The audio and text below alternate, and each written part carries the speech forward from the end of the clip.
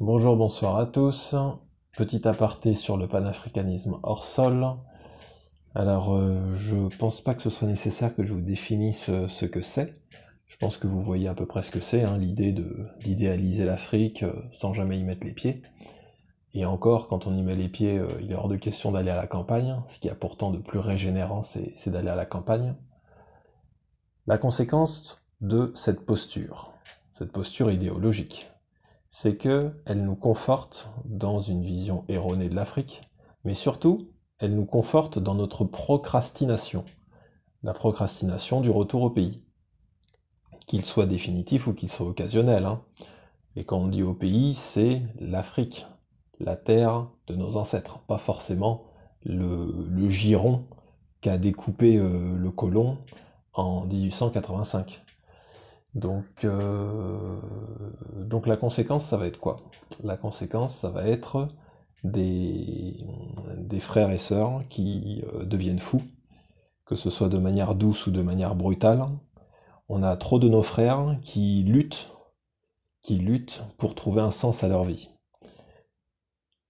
Tu auras beau assister à des conférences, lire des livres, te renseigner sur ton histoire, il faut boucler la boucle en rentrant au pays, au moins à intervalles réguliers, occasionnels.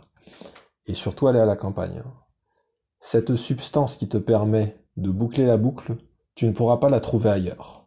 Et sans ça, tu es bloqué. Tu es bloqué comme dans un étau. Un étau où voilà, le colon resserre de son côté la négrophobie, et de l'autre côté, le blocage qui fait que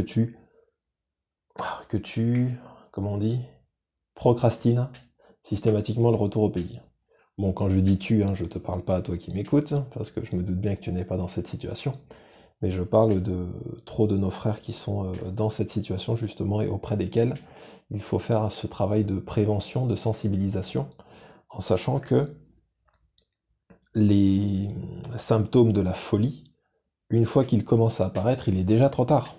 Donc n'attendez pas qu'un frère commence à dire des choses qui n'ont ni queue ni tête pour commencer à le raisonner. C'est trop tard. C'est avant.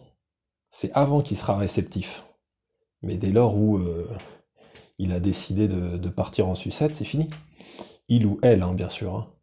Ça concerne tout le monde, de tous les âges. Donc voilà, en ces temps de confinement, j'espère que ça se passe bien pour vous.